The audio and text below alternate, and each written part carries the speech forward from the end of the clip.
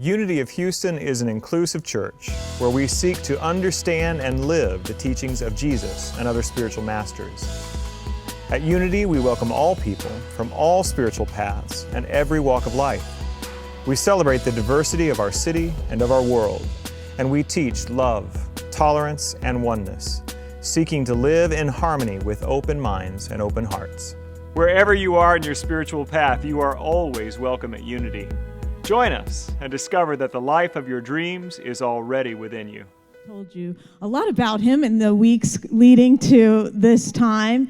I'm grateful he's my spiritual teacher and a teacher to so many ministers. He wanted us to know a few things about him that I haven't shared with you before. So this is what Robert would like for you to know about him. His 7 grandkids love him. He likes to fish.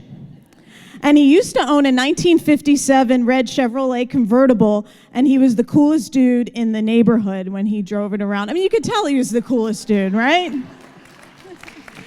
Let's give a warm welcome to Reverend Robert Brumet.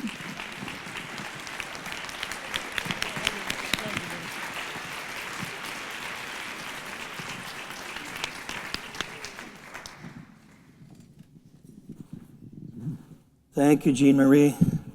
I've not thought about that Chevy for a long time. When you asked me that, I had this flash of my high school prom, and I was the envy of every person in the class, and so it lasted till the first car payment came due, but it was fun while it lasted. So I want to thank everyone for your hospitality, for your love, for all that you've done to make me feel welcome here. It's been incredible. And I've said this over and over again, how impressed I am with this ministry, both the heart and the hands and the head and the really wonderful combination of God in action in this ministry, in the ministers, and in all the volunteers, and in you all here too as well. So I've thoroughly enjoyed the classes I've been teaching and the students I've been with, and they've been teaching me and teaching one another as well. So it's been a marvelous week. I feel like I've kind of eaten half of Houston, and will probably take some of it home with me. So yeah, you will be part of me for a long time to come. Okay, so.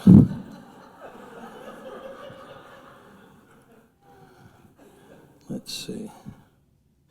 I've got a quote here on my phone. There you go. So the title of my talk is Birthing a Greater Reality. I want to begin by acknowledging something that we all say in Unity in most services, and that is our foundation statement, that there's one presence, there's one power, God the good. There's only one reality, that reality is divine. God, reality, love. It's the foundation, the ground of our being. Each of us on this planet and everywhere in the universe is an expression of that divine. Now, as I say that, I imagine that some of my skeptic friends would say to me, in fact, they actually have, if this earth is an expression of God, then God needs some coaching or something, because there's a lot of work that needs to be done. So it doesn't look like God in expression when I turn on the news or when I pick up a newspaper. So I remind them, and I remind myself too, that many of us, if not virtually all of us, are unconsciously expressing God. We are not expressing God in the fullest of our potential. We are working on that. We are growing slowly but surely. But as a race, we have largely forgotten who we are, but we are remembering. We are waking up, and that waking up process could be called evolution, spiritual evolution. Evolution is the collective awakening of humankind to its divine center, its divine origin. Evolution is personal, it's collective, It is here, it is real, it is part of you, it is part of me. So just a little exercise I'd like to invite you to do with me, if you would. If you want to put your hand on your heart, if you feel your heartbeat, or however you feel your heartbeat, maybe at the throat or pulse or whatever, but feeling your heartbeat. So just do what you can to feel it, just to connect with it in a very tactile way. And then I want to ask you a question. The question is, when did that heartbeat you're feeling right now, when did that heartbeat begin? When did it begin? You know, July 23rd, 1953, or whatever, you say. However, I would suggest that maybe it began much earlier than that. I would suggest maybe that heartbeat began almost 14 billion years ago with what scientists call the Big Bang. Where did the energy, the intelligence, the life, the power of the Big Bang come from? What is the source of that? How did this entire universe come from seemingly nothing? What causes your heart to beat? They both have the same answer.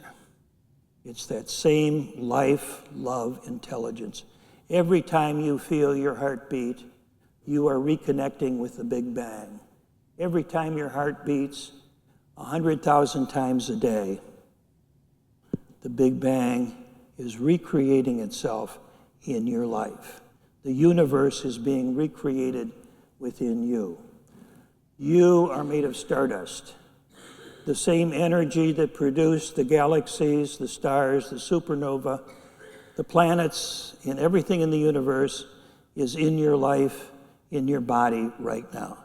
Every molecule, every atom in your body came from the center of a star. So you are literally made of stardust. That's not a metaphor, that's a scientific truth. So we are evolving from stardust to divinity. Right now, where are we in this journey? Well, Plotinus, the philosopher Plotinus, about 2,000 years ago, made the observation that human beings seem to be halfway between the beasts and the angels. And so maybe at this point we're 51% between the beast and the angels after 2,000 years. We have both the beast and the angel within us as human beings. We have the beast of our worst nature and the angels of our best nature. Human beings have been angelic, even divine in their expression. Human beings have been devilish and demonic in their expression. We are the best, we are the worst, we are everything, and we are becoming even more, even greater. We have attained godlike powers, but at this point in our evolution, we have not developed the wisdom to broker those powers. So we are in a very precarious position because we have an immense power, the power to quite literally destroy this entire planet, but we don't have the wisdom to responsibly handle that kind of power. We have the power to create life. We don't have the power to handle that responsibly very often, you see. So we are at a very crucial juncture in human history. Our human history has become very lopsided. And therein lies the problem that we see in the world today. It's not that we aren't Gods in expression. We are Gods in expression, but that expression has had an uneven development. Our heads have outpaced our hearts. Our minds have outpaced our compassion. We have achieved an astounding degree of knowledge of the material world, incredible understanding of the material world, yet we remain appallingly ignorant of ourselves as a species. This lopsided development has forced us to become more balanced, or we may perish. Because of this lopsided development, we have a very sophisticated external life,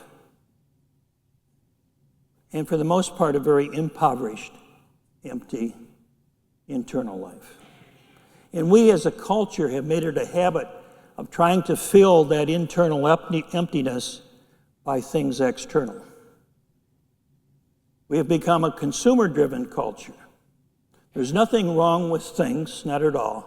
But when we try to use things to fill our inner emptiness, when we try to use the material world to feed our souls, then we are parasites on this planet, quite literally. And that's what's happening, is that we are destroying this planet like termites destroying someone's home, someone's house. This has dire consequences. I won't go into a whole lot of detail and recite a lot of facts and figures, but there is one I'd like to point out just as a for instance. The wealthiest 1% of human beings, the wealthiest 1% of the world's population, owns 40% of the world's wealth. The poorest half of the planet, 3.5 billion people, half of the population of this planet, owns less than 1% of the world's wealth. So the richest 1% owns almost as much as the poorest half of this planet. You see, we cannot live on a planet, we cannot live in any culture that is that far out of balance.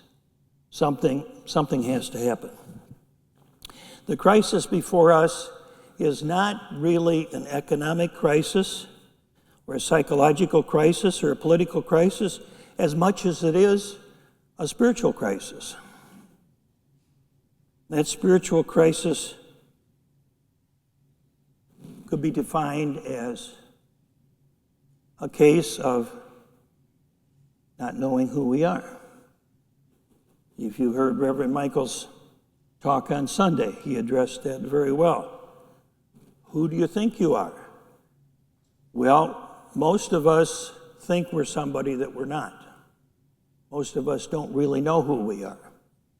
And that has dire consequences. I mean, just imagine you're having a dinner party with some friends, and a man walks into the room, a man that you don't know, and you say to this gentleman, who are you? He says, I don't know. Well, where'd you come from? I don't know. Where are you going? I don't know. We'd say, this gentleman has problems, right? He needs some help. Well, guess who that person is? Virtually all of us. If we answer that question from a deep, deep, honest place, we would say exactly the same thing. Most of us. There are a few people that could answer that, but most of us would come up with the same answer. I really don't know.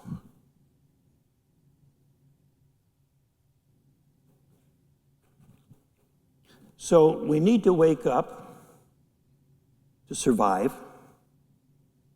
We're way out of balance. We're at a crucial point in our human history. But something seems to be keeping us asleep. There's something that's like the wicked witch of the west that has cast a spell upon us, that's keeping us in a trance. What is that? Well, it is our identification with our human mind, aka the ego. Who do we think we are? We think we are somebody that we're really not. That's called delusion, when you believe something's real that's not real. The human mind is a beautiful thing, a wonderful thing. We don't want to get rid of it. We worked hard to get it. It's taken us millions of years. But the problem is we've become identified with that human mind. We think that is all who we are. We have made the human mind, we have made the intellect, the rational thought, our God. That's the God whose altar we truly worship at. Evolution is calling us to a greater reality. But we are so identified with this human mind because it has helped us to survive to this point. I mean, that's why the human mind evolved, is to survive, and it's worked so far. You know, we don't have to grow fur. We don't have to migrate south like animals do. We don't have to morph physically into other forms. We build buildings. We wear clothing. We create automobiles, so forth. So we're able to adapt to our environment because we have this wonderful thing called the human mind. But we have identified with it. We think it's who we really are. So letting go of that which has helped us to survive up to this point is terrifying and absolutely freeing. It's terrifying and it's absolutely freeing. We think we are somebody we're not, but we rather hold on to that somebody we're not than to face the fear of letting that go. You know, I know it's an illusion, but it's my illusion. I've had it for 50 years, and I'll be damned if I'm going to let it go, okay? Because it's all I have. As human beings, we have two very powerful forces within us. And these two forces are really what drives us not only as individual, but it drives the course of human history. And the first of these forces we've already talked about, the force to survive. We want to maintain the status quo to feel safe. We want to preserve this physical body. We want to preserve what we know. That's just not humans. Animals do the same thing. If it's worked for us, we're going to hold on to it. And yet, we have another drive that's equally as powerful, and that is the drive to become more than we are. So isn't that interesting? We've got this drive to hold on and play safe, and yet, once we're safe, it's like, this is boring. I need more. I need more. I need more, you say. Most of us are here in this room tonight, not because we want to learn how to survive.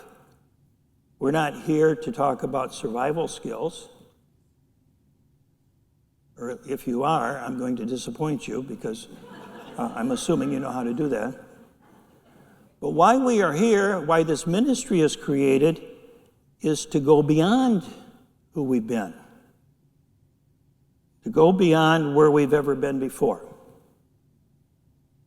So we're being called as a race, as a species, and as individuals to go beyond where we have been before. This impulse to survive, this impulse to grow, pushing back and forth. And we've all had that experience of, God, I'm all yours. I want to become, I want to be more, I want to be free, no chains bind me, but I don't want to change anything. Okay? Teaching in seminary for 27 years, and of course being a seminary student myself, I can vouch for students walk in. Lord, I'm yours, let me serve humanity, et cetera, et cetera.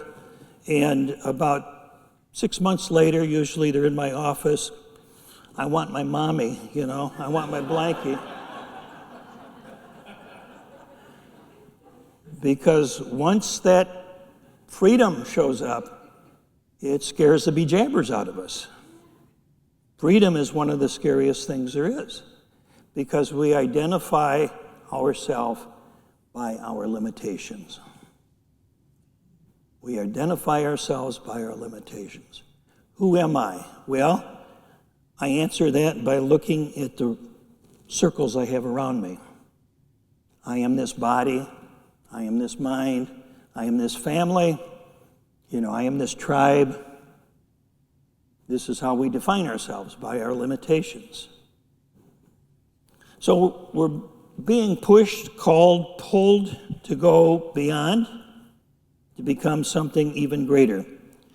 I want to share with you, if I can find it here, a quote from Charles Fillmore, Atom Smashing Power of Mind. How many folks are familiar with that book? Great book, great book. It's a little outdated in terms of the science, but in terms of the spirit of the book, it's timeless, very powerful.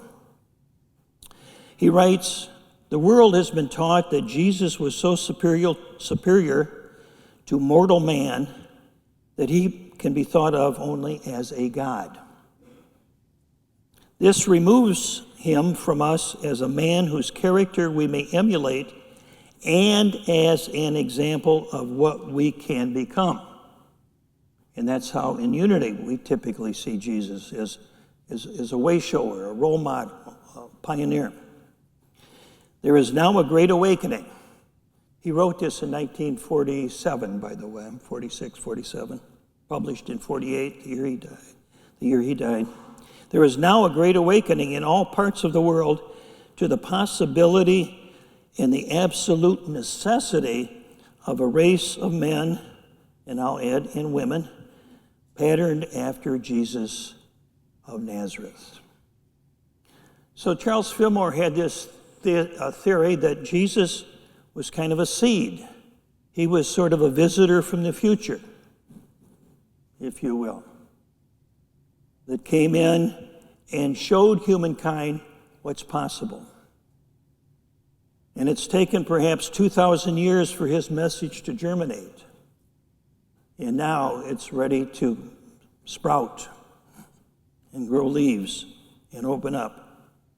We are being called to go beyond being Homo sapiens.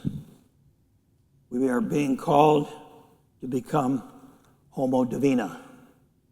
From Homo sapiens to Homo Divina. That's the word I just made up, by the way. If you look in the dictionary, it won't. You probably won't find it. But be sure to share it with all your friends.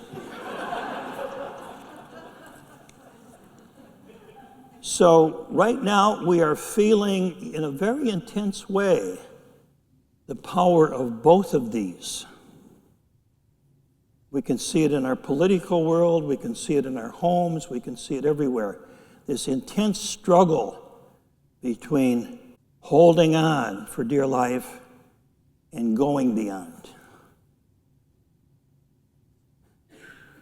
I think everyone will agree we're in a very critical time. Our survival may be at stake. What we don't agree upon is the answer. One group says we need to go backwards. One group says we need to go somewhere where we've never gone before, you see. And so we have this struggle. Now, this struggle isn't just in the political arena. It occurs within each one of us. And I'd like to close with this quote from Nikos Kazantzakis. Nikos Kazantzakis. Anybody remember that name? Zorba, right? Zorba the Great. Kazantzakis writes, blowing through heaven and earth and in our hearts, in the heart of every living being, is a gigantic breath, a great cry, which we call God. Plant life wished to continue its motionless sleep, but the cry leaped up within it and violently shook its roots and said, away, let go of the earth, walk. Had the earth, the tree, been able to think, it would have cried, I don't want to. What you're urging me to do is not possible. But the cry, without pity, kept shaking its roots and shouting, away, let go of the earth, walk. And it shouted in this way for thousands of aeons, and as a result of this cry, life escaped the motionless tree, was liberated. Animals appeared, worms first. Worms making their home in water and mud. We're just fine here, they said. We have peace. We have security.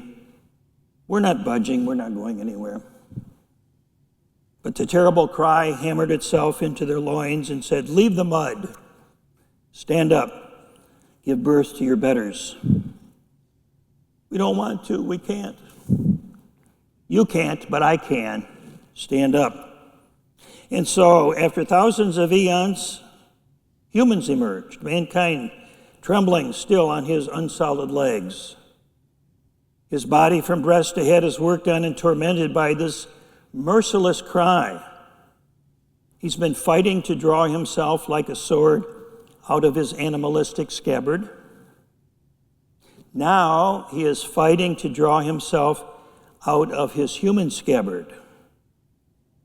But man calls in despair, where can I go? I've reached the pinnacle. Beyond is the abyss. And the cry answers, I am beyond. Stand up. Stand up. So we are being called to become conscious. We are being called to wake up. We are being called to be conscious evolutionaries.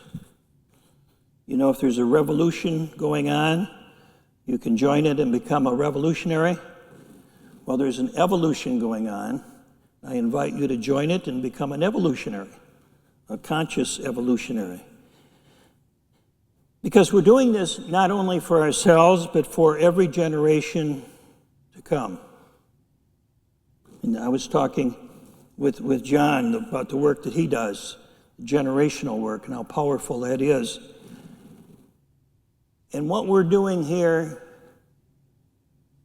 is changing the future. Whether or not we can see it, the generations behind us will see it. We are laying the path. We are laying the tracks for them to trod.